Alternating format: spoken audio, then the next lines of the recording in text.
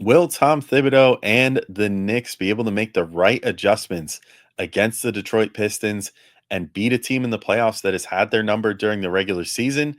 Will Tibbs be able to maybe put aside some of his favorites in favor of lineups that make more sense to potentially take advantage of weaknesses the Pistons have? I'm joined by Locked On Pistons Khahil a second time today, where he's going to grill me and ask me if the Knicks have what it takes in the playoffs right now on Locked On Knicks.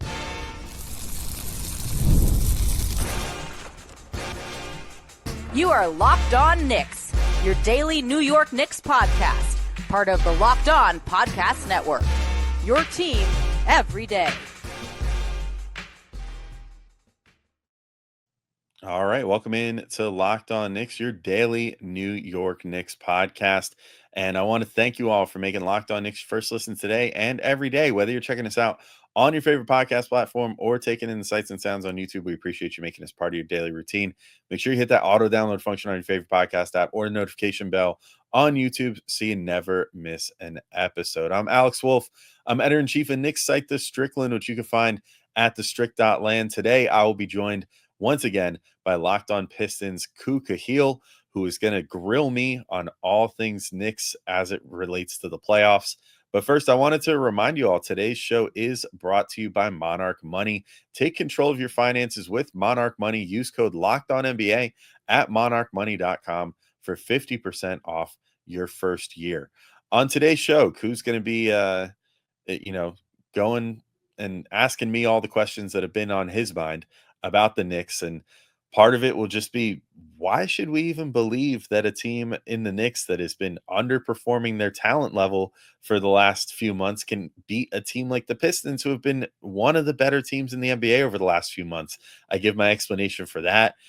Ku asked me what kind of adjustments the Knicks might be able to make to take advantage of what the Pistons might be able to show them, or what the Pistons might be able to be taken advantage of with.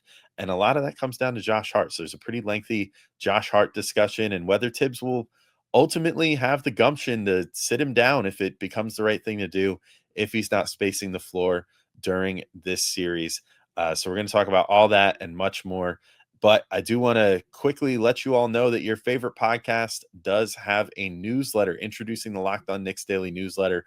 One stop for ultimate team and league coverage delivered right to your inbox. Sign up for free now at lockedondaily.com. That's lockedondaily.com, and start your day with the all new free Locked On Knicks newsletter. If me telling you it's great and whatever isn't enough, maybe just go and subscribe and try to win a whole bunch of prizes, because as of right now, you could potentially win a $2,500 Best Buy gift card to upgrade your sports cave, a $300 Game Time gift card, perhaps to go attend a playoff game for yourself, or a $200 Fanatics gift card just for subscribing to the Locked On Knicks Daily Newsletter. All you have to do is subscribe between now and April 30th to be automatically entered to win. So get on that. But I won't hold this up any further. Let's get into it. Great discussion today, where Ku's gonna grill me just like I grilled him in the previous episode. So let's get right into it right now.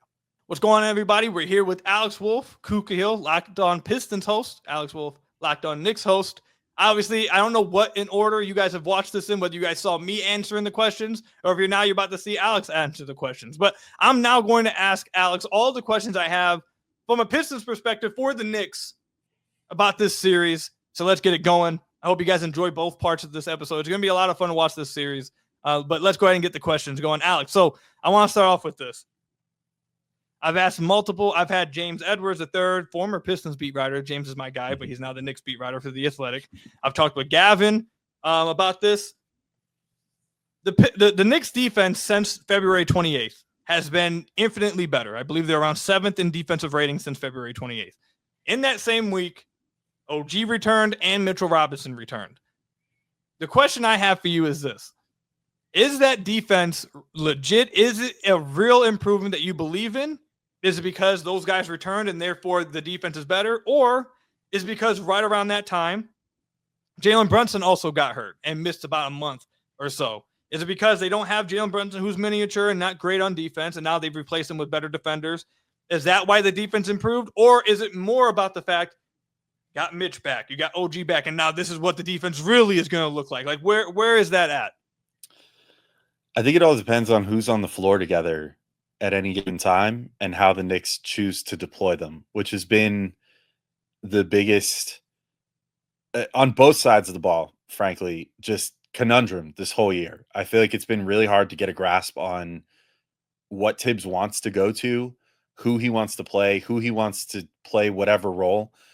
Some games it's like Mikal Bridges is just, I mean, I feel bad for the guy to a degree. Like, there are a lot of games where the Knicks will face a Cade Cunningham or a Cade Cunningham level player, and Tibbs will just go, Mikal, you're going to follow that guy the entirety of this game for like 38 minutes. Like, you're going to be out there, you're going to be covering this guy. And I think we've seen, and Gavin and I have talked about this a lot on our show, but, like Mikal, and it's hard to blame him, like looking like he's kind of burning out down the stretch of games sometimes, having to get over screens and do all that screen navigation, and the Knicks just generally not being creative enough with like switching their looks. Like they never switch to zone like most NBA teams do now as a change of pace, just to kind of give guys a little bit of time off of all that screen navigation and everything. They kind of just like it is what it is. Like whatever they've locked into is kind of what Tibbs sticks to. Now, when you bring up like Mitchell Robinson coming back, OG coming back was a huge boon. Make no mistake about it. And I mean, the time that he was missing was tough because he is, in my opinion, the most singularly destructive force for good on the Knicks in terms of their defense. I mean, he's a Swiss Army knife. You can throw him on someone like Cade, and he can defend him one-on-one.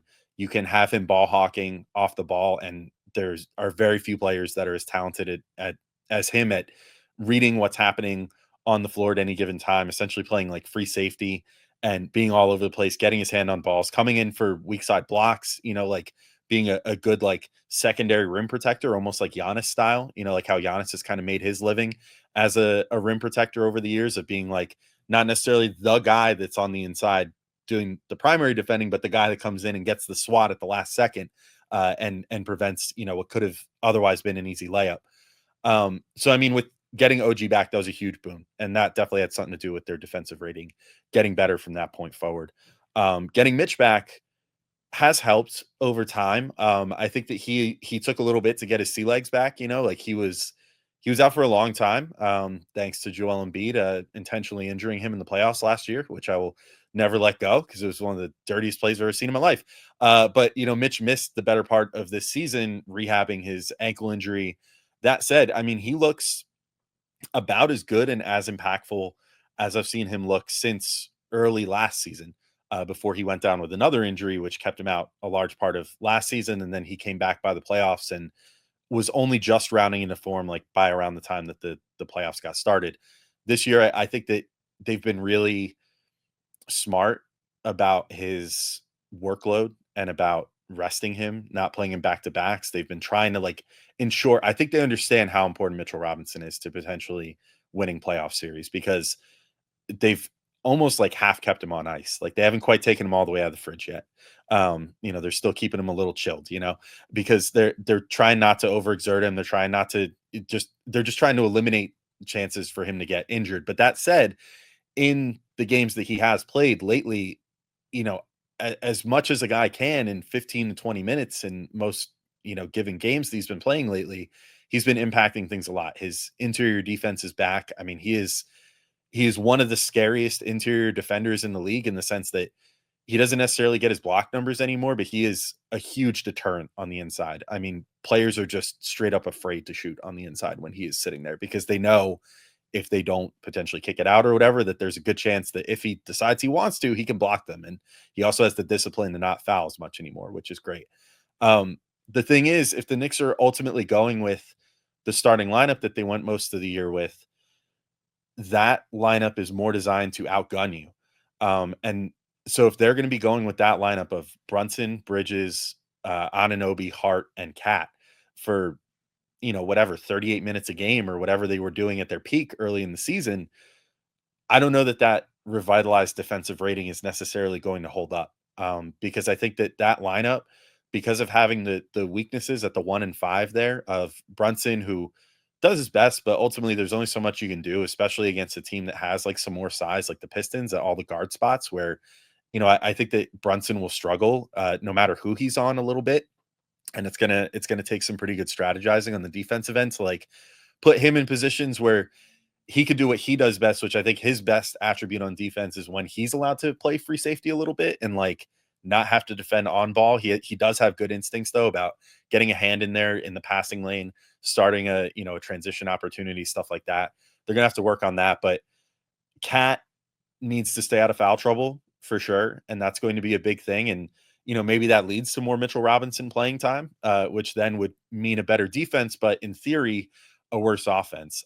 But it's all going to depend. The Knicks might also throw something at the wall that we haven't even seen yet because they've very rarely, thanks to the kind of strategic resting of guys down the stretch of the season, had full like their full deck of cards on any given night for the last like month and a half of the season, if not even longer. So it'll be interesting to see how it goes. But I guess the roundabout way of saying it is like it's sort of a nothing answer. But their defense either could or could. It's like the Schrodinger's defense. It either could or could not be as good as it's been down the stretch of the season, and it all kind of just depends on what personnel groupings Tibbs really wants to lead into. All right, I'll be right back in with Koo, where we'll get into some procedural questions that he has about how the Knicks can potentially make the most of what Detroit might give them, or if the Knicks might just not be able to get over the hump with some of the things that plagued them against Detroit in the regular season. But first, I wanted to let you all know that today's episode is brought to you by Upwork. Scaling your business requires the right expertise at the right time. And with Upwork, you can find specialized freelancers in marketing, development, design, and more. Experts ready to help you take your business to the next level. Upwork gives businesses flexibility by connecting them with top freelance talent across multiple industries, including IT, AI, web development, and marketing. Whether you need extra hands for a project or a long-term partner, Upwork makes hiring simple and affordable. So you can find the right talent. If you need help with a marketing campaign, Upwork can connect you with a freelance expert who delivers incredible results, and it offers you cost-effective growth. Instead of hiring full-time, Upwork helps find affordable, top-tier freelancers to scale your business efficiently. So visit Upwork.com right now and post your job for free. That's UPWORK.com, Upwork.com, to connect with top talent and grow your business today. All right, so let's move on to the next question. This is the question that Pistons fans want me to ask you. They probably wanted me to ask you this right out the gate. This is how, like, Pistons fans, and we talked about it in the episode. We recorded this one second, so we just got done recording when I was answering the questions. This is how Pistons fans feel, so I'll go ahead and ask it. Since January 4th, it's been a 50-game sample. Mm-hmm. I'll go through the numbers.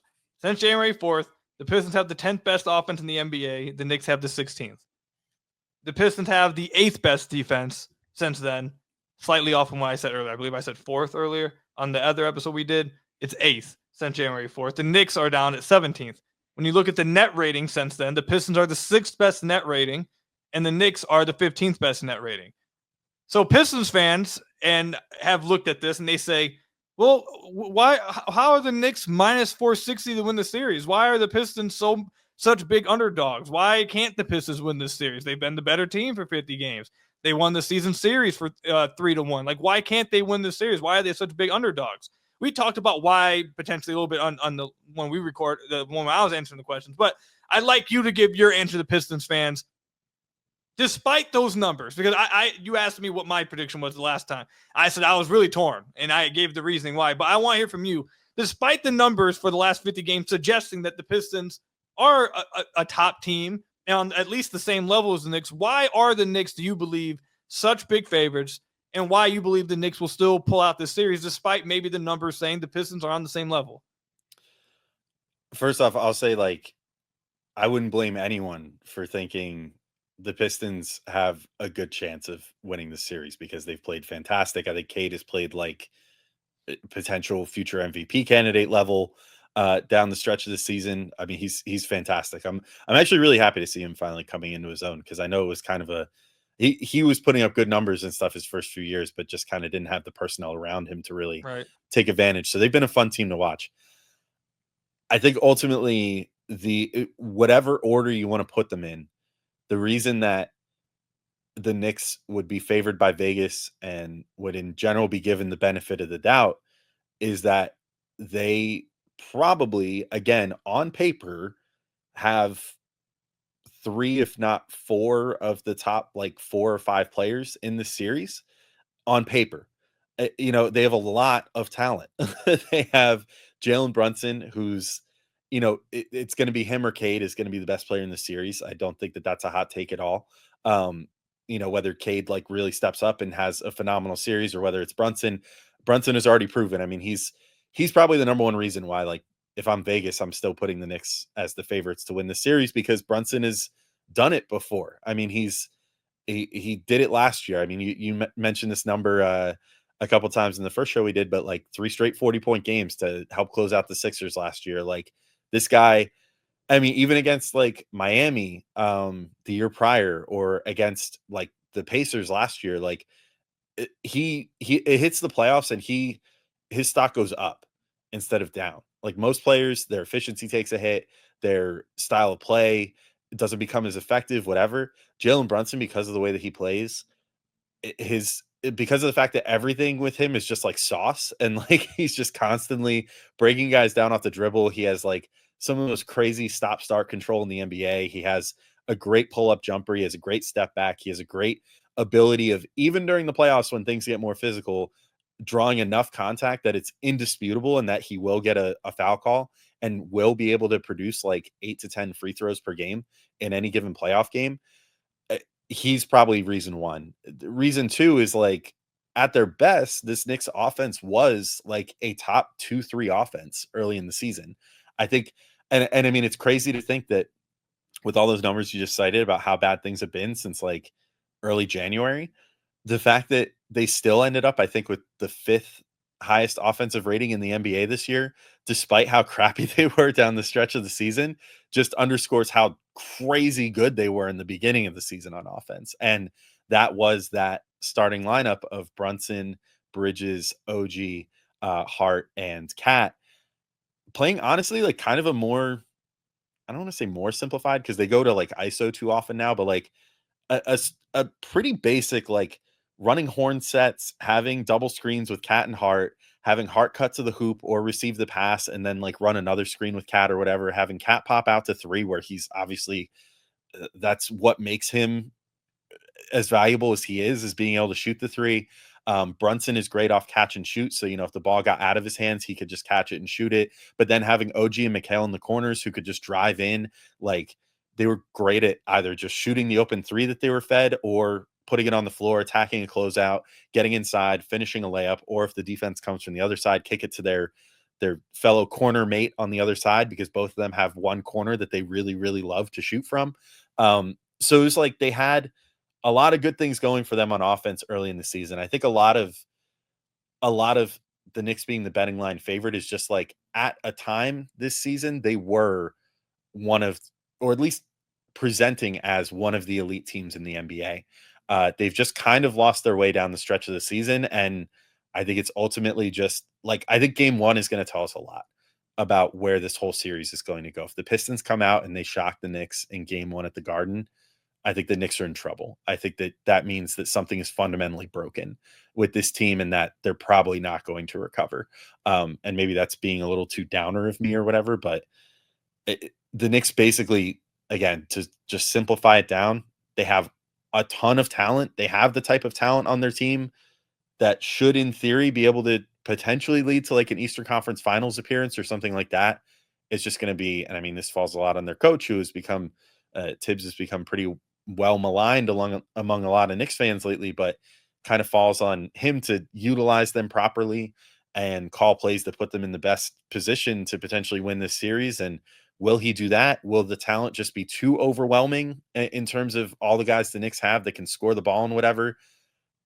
That I don't necessarily think is the case if they're not deployed properly, but we'll see how it goes. But that is, I think, in a nutshell, why the Knicks are favored. They have the elite talent. They have shown that they can be elite at a certain point this season. They just have really not been looking like it lately. So it's kind of just a bet on them returning to form. All right, I'll be right back in with Koo to finish off the conversation here, talking about Josh Hart and whether Tibbs can possibly make the call that needs to be made in certain games if Hart is not shooting well, and possibly go with a different lineup to close games or even just for major minutes in this series. Plus, I will give my series prediction so you can get it on the record what I think about who's going to win this series.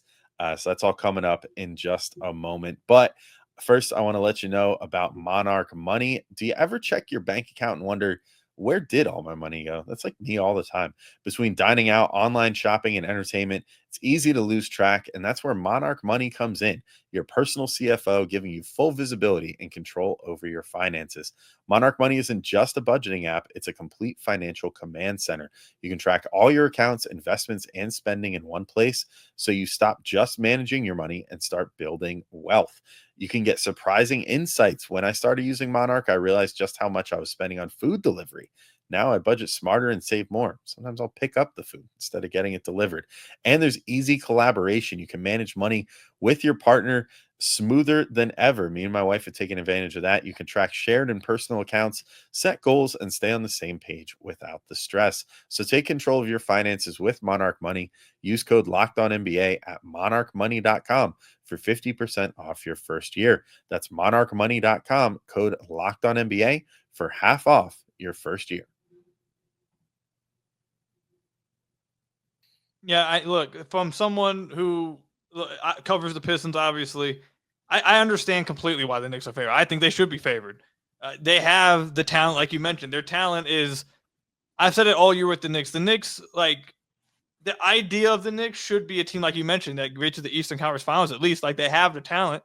There's the ceiling of this team should be like the talent of this team should not be being discussed of could they lose to the Pistons in the first round. Like they're like the talent of this team should be we're going to the Eastern Conference Finals. We're on the same level as the Cavs, except like that kind of thing. So I understand why they're the favorites. Obviously, they have more experience. They have more talent. I get it. So just wanted to this is I know this is a lot of the talk from the Pistons side, where Pistons fans are looking at like, well, the numbers say like the Pistons. Well, why are they so underdog? It's like okay. And look, I picked them in 6. It is what it is. But I understand why the Knicks are favored. They have more talent. If they do figure it out, it could be very rough for the Pistons trying to stop that offense if they click like they were earlier in the year. The next question I have does have to do with the offense. So from the outside perspective, from my perspective, it looks as though, at least if I was the coach of the Knicks, and who am I? I'm just a regular podcast host. But if I was the coach of the Knicks, I would think that like going 5 out would be like the best way to unlock the talent on this team. But because of how great of a shooter Cat is at the 5 position, but the Knicks ranked 27th in 3-point attempts, and Cat is actually not shooting as many threes as you think this year. It is a 2-part question. I'll ask the first one quickly. Why do you think that is? Do you think their 3-point rate will jump up? Why is Cat not shooting as many threes as you think? Is that scheme? Is that just Cat choosing not to take as many? Like, what is leading to that? Well, that's the $1 million question, or maybe the $55 million question. Whatever it is the Cat makes. Like, I don't know, but I think it's mostly scheme. I don't think the Cat doesn't want to shoot threes because he sometimes forces it. Honestly, like he'll sometimes get the ball and he'll be like 5 feet behind the 3-point line and just hoist one just because you could tell that he's kind of itching to do so. I think that they just don't go to pick and pop nearly enough. I mean, it should be like NBA 2K style, to be honest. Like if you have Brunson and Cat out there, you should just be spamming, the what is it, the left bumper and setting that screen with the center and then hitting the right bumper and setting it to pop every single time. Like, and I don't understand why they don't do it. And it's even gotten to the point where in some recent games, like they'll run a Brunson and Cat pick and roll and you'll be like, just pop there. And then he'll like drift to the free throw line. And it's like, why? Like it doesn't seem like that's what he wants to do. So that the only thing that I can assume is that that's what they're scheming, which just doesn't make any sense to me unless Tibbs's ideal is like, well, we got to get him closer to the hoop because he's a good rebounder or something. Like, oh, he could potentially get an offensive rebound, like, which is just stupid logic because you typically have Josh Hart out there who makes his money off of crashing in out of nowhere for an offensive rebound at the last second. And that worked plenty well for the Knicks early in the season. So yeah, again, it's it's just as befuddling to me as it is to you. And unfortunately, I don't really have a good answer for why they don't go to it and why they've specifically gone to shooting with Cat less and less, like on a consistent downward curve throughout the entire year, where it seems like he's just it is now cratered to the point where if he shoots 2 threes in a game, people are almost being like, "Oh my god, he actually shot a couple of threes in a game," which just seems absurd for a guy that should be shooting probably 7 to 9 per game if you want to leverage him as best as humanly possible. Yeah, look, I think that's another thing Pistons fans will be watching for. I think that's something the Pistons will be watching for because, look, I'm objective, I'm unbiased. I'm not going to be on here, waving pom poms. Okay, like I'm gonna be honest. The Knicks have, if you look at this game, at this series objectively, the Knicks should theoretically have more answers to the Pistons' counters. Like the Pistons should not have as many counters to whatever the Knicks could throw at them. They have some, and maybe they work out. But the Knicks should have more answers to whatever the Pistons throw at them. Like, for example, like if they do try, like Cat at the 5 and spacing them out has been a problem all year for the Pistons guarding stretch 5s. They've struggled with that consistently. Whether the Knicks go to it enough or whether they go to what's about to be my second part of the question, 5 out more to kind of try to take advantage of that pressure point within the Pistons defense. We'll see if that's something they actually want to do. So that leads me to the next question. Jalen Duren and Asar Thompson defensively have been absurd since January 4th. Asar Thompson's changed this team defensively. They've been one of the best teams in the NBA defensively since Asar Thompson came into the starting lineup. And part of that has been because he's made things so much easier on Jalen Duren, who struggles guarding in space. Now, that can be taken advantage of when he goes against stretch 5s. Ask Indiana, ask Milwaukee. That's been something he struggled with, and it often results in him not being able to play as much. The Knicks have Cat, who is maybe the greatest shooting 5 we've ever seen. He's certainly in the argument. We just talked about how he's not shooting as many threes. The other thing is, I think if the Knicks come out and try to run a lot of Hart Cat, the counter the Pistons will do, I'm almost 100% sure of it. They will put Duren on Hart, and then they'll put Tobias on Cat, and they'll just switch screen and rolls with Brunson and Cat to take away the pop and have Duren hang around the paint to try to take away the drives. I think that will be the counter. I think I've seen quite a few teams do that counter versus the Knicks and try to take advantage of the fact that Hart, they don't really respect Hart as a shooter. My question is, do you believe that is a successful counter? Maybe you disagree and think that's playing into the Knicks' hands. If you disagree with it, let me know why. But if you do agree that it is a counter to the Knicks' offense, has Tibbs shown the willingness, or do you believe Tibbs will be willing to make what I would believe the next counter, which would be, okay, we'll go 5 out, force Duren to have to guard somebody and take advantage of him in space? What's your answer to those two questions?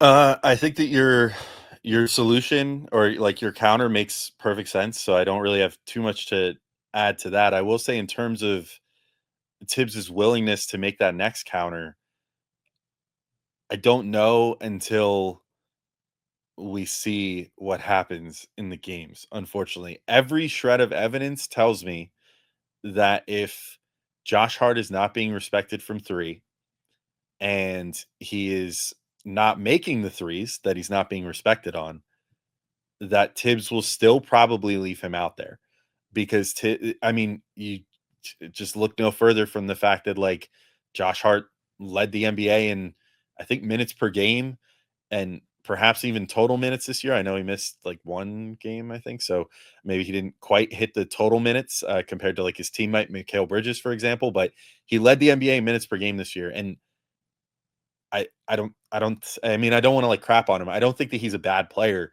but I don't think that he's the type of guy that's like, that's my horse and I got to ride him. You know what I mean? Like, I don't think that Josh Hart is that type of dude. I don't necessarily, and I don't mean this as a knock. I don't even know that he's necessarily like in his best role being a starter. I think that the best version of Josh Hart with the Knicks was when he was coming in off the bench and was, this was 2 years ago, but like he would come in off the bench and just be the spark plug and he would play like 25 to 30 minutes a game and, get out there, run in transition with the second unit, kind of captain them a bit. and whatever. And I feel like that's kind of the best role for him. Like he's kind of a backbreaker. Like he's the type of guy that goes out there when you're already a little tired with his fresh legs and comes out, snatches a rebound out of your hands in the air, goes up and gets a putback. Gets that defensive rebound and just sprints the whole length of the floor and finishes for a layup, whatever.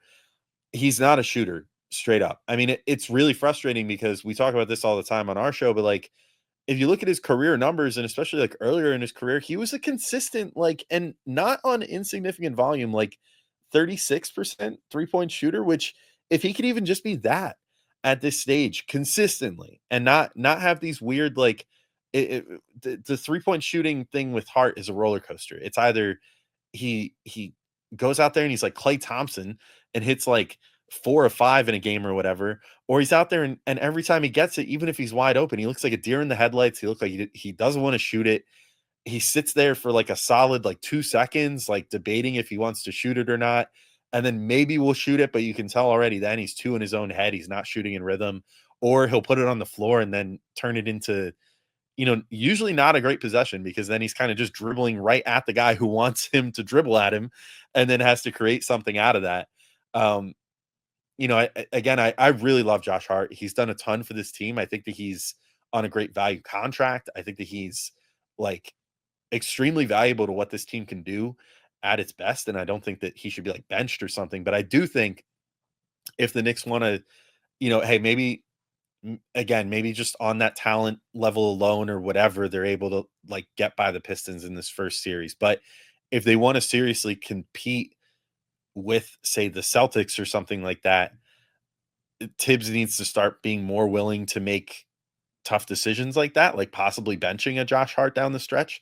And as of right now, he's just a guy who leans so hard on his favorites that I don't see it happening, even if someone like a Deuce McBride, for example, would be a better fit down the stretch of a game, or just to give you more offense in a game where, like, let's say you just need 4 guys spaced around and let Jalen Brunson cook and do what he does best, break guys down off the dribble, get inside, potentially draw a foul, or kick it out to a wide open shooter. Like that could be the best possible version of this offense. Unfortunately, we've gone a whole regular season barely seeing it. And I don't really think that that's going to just suddenly change in the playoffs. And one of two things will probably happen. It's either that lack of adjustment is either going to lose Tibbs the series in the first round and maybe his job, or it's going to possibly he'll be able to skirt by and get to the second round on the back of like Jalen Brunson playing really well or whatever. And then they'll just get absolutely stomped by the Celtics again, as they have throughout the entire season. But yeah, it's to answer your question, I'm not betting money on Tibbs making those sort of adjustments because there's just no body of work to suggest that he will. So last question I have, and then we'll wrap this up. So both these teams have pressure points where you can try to take advantage of. The Pistons, I think, just honestly probably have more pressure points because of the difference in talent. One of the pressure points is the Knicks could try to do the same thing to the Pistons, where they're like, okay, Asar, we don't respect you as a shooter. We're going to play off of you and try to clog up the paint.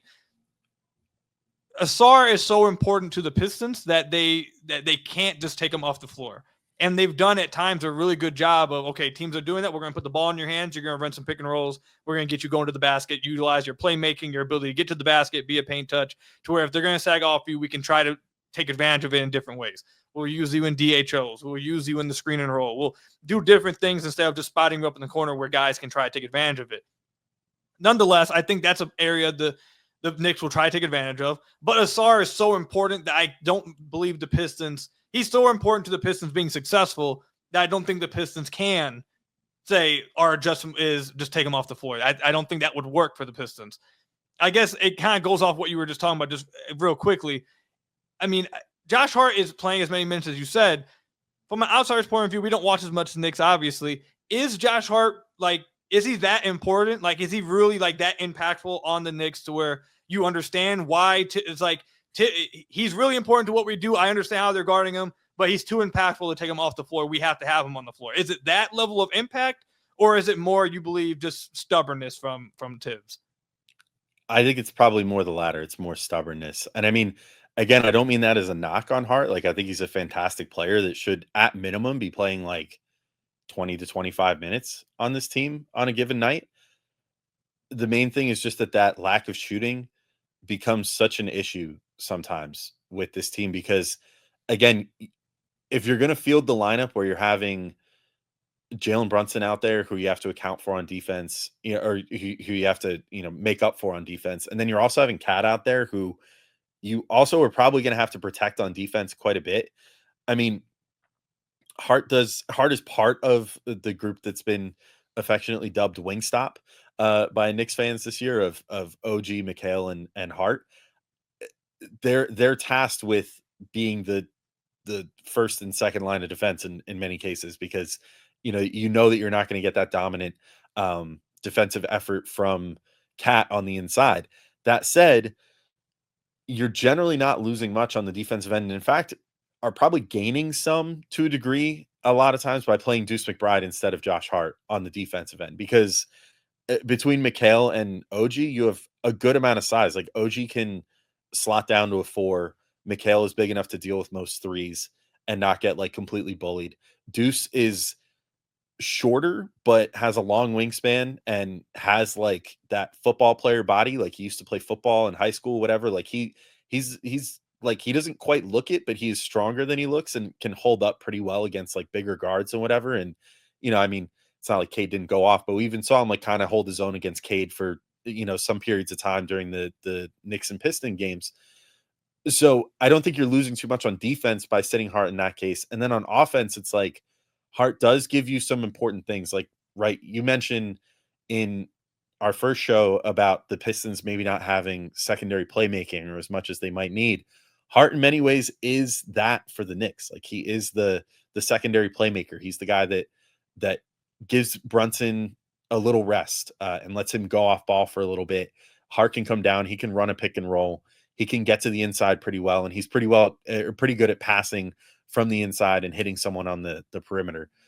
That said, like it's not so indispensable, especially with how good Mikal Bridges and OG Anunoby played with the ball in their hands down the stretch of the season. That was maybe the one saving grace, I guess, of Brunson getting hurt for those 15 games or however long he was out, was we got to see more on-ball OG reps. So we got to see him start looking like, not to be too lofty, but like a lot of people were like, this dude looks kind of like Kawhi Leonard light. Like it was crazy. Like he had enough sauce with the ball in his hands to like blow by people, to like get to his step backs, to get all the way inside and finish with power with big dunks and stuff. Like he looked fantastic with the ball in his hands. Mikal was trusted with way more like playmaking and bringing the ball down, running that initial action, getting to the inside. That let him get his mid-range shot going really well, let him kick to the outside. All that is to say, like, I just feel like at this point, even if Deuce McBride is essentially just out there as like a 3-and-D guy, or if you want to go with another thing, which we didn't really get to, but like the double big alignment, this like mythical thing that the Knicks have not gone to all year, really, of Cat and Mitchell Robinson together.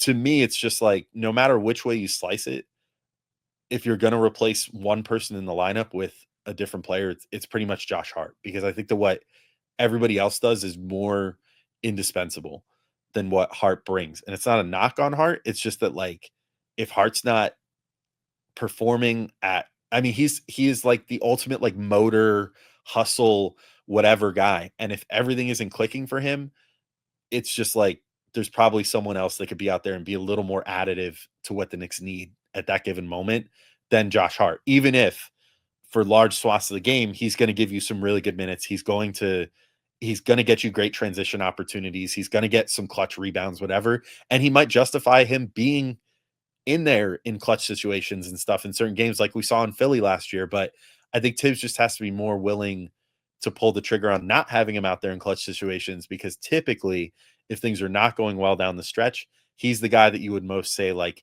if something's got to change, let's maybe try changing out Hart first and then see where things go from there. So yeah, that's a unfortunately very long-winded answer. Sorry for droning on and on, but it's something that it has been probably one of the number one conversation points among Knicks fans this year. Is just like, we love Josh Hart. but there's sometimes just too much Josh Hart, and Tibbs needs to be a little more open to the idea of possibly having him sit down sometimes. And to be fair, the same is gone for even like Mikal Bridges at different points of the season. OG Anunoby really struggled shooting for a while, certain points of the season, but we've seen Mikal sit down the stretch of games. And I feel like we just have never really seen that with Josh Hart. It's like he's a guy that just holds a certain special place in Tibbs's heart for whatever reason. And pun intended, I guess. But yeah, it's been a whole thing the whole season. I mean, we'll see. I mean, look, the playoff series, in the playoffs, all it's about counters on counters on counters. And I think, again, like I mentioned in the first episode we did, and like I mentioned a little bit in here, I do believe the Knicks, if they play up to their talent potential, they just naturally should have more counters to what the Pistons will throw at them. It's a matter of, can they get to those counters? If they don't, I think that's when the Pistons can come in and win the series, if they don't get to those counters and play well. So that's what we'll wrap it up at. Alex, how do you think this series is going to go?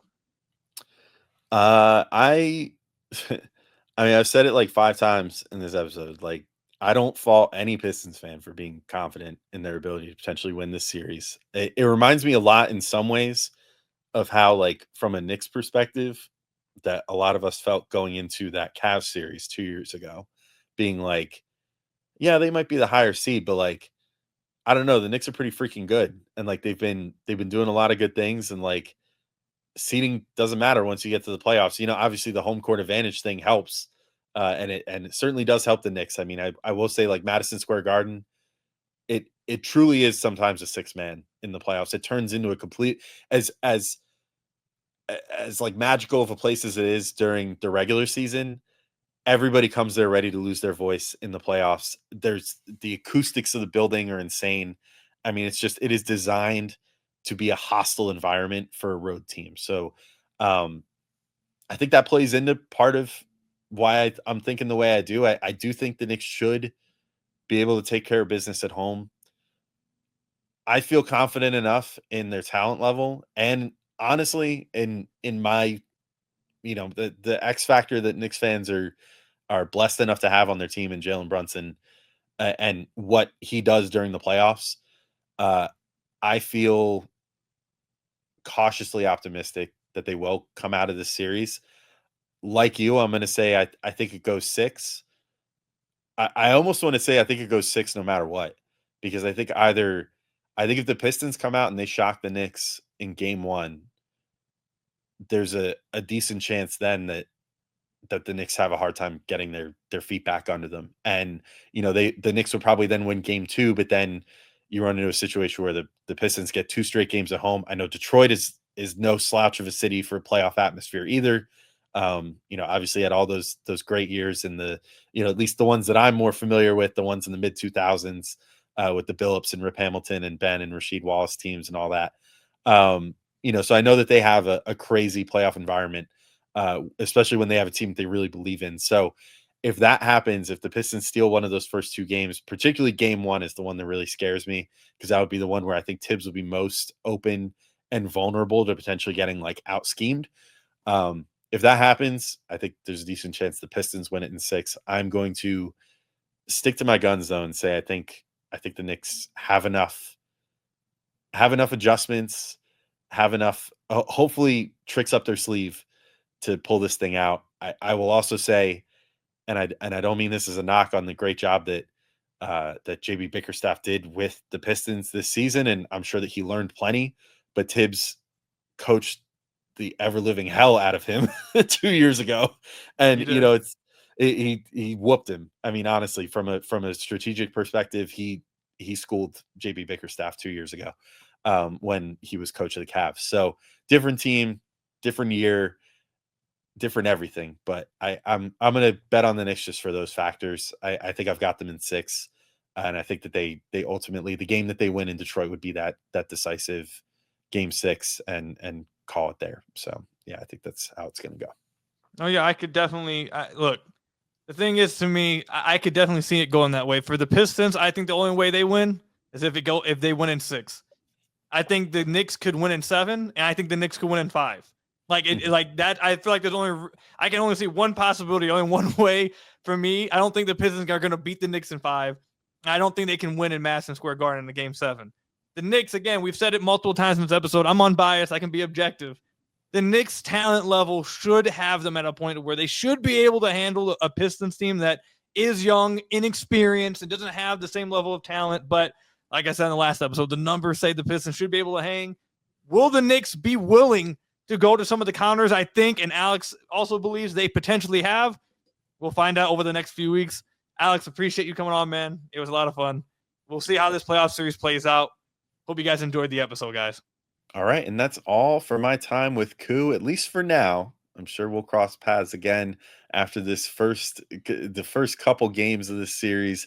Maybe we'll want to talk again next week and take the temp of both of us again, depending on if the Knicks are up 2-0, if it's 1-1, if the Pistons are up 2-0, whatever. Might be worth revisiting where we're at and where we feel with our predictions and our emotions and everything else. But for today, we're all finished up. I do just want to real quick float it one more time. If you haven't already, subscribe to the Locked On Knicks daily newsletter. You get entered for a chance to win a $2,500 Best Buy gift card, a $300 Game Time gift card, or a $200 Fanatics gift card just by subscribing. You just got to hit subscribe and hear from Gavin and I in your inbox every day between now and April 30th. So be sure to do that. Give yourself a chance. You got to be in it to win it, right? So it's like getting a lottery ticket, except for you also get a newsletter every day in your inbox, which is fun and cool. So definitely check it out. Try to win that thing. But until next time, thank you all for listening, and we'll talk to you soon. Peace out, everybody.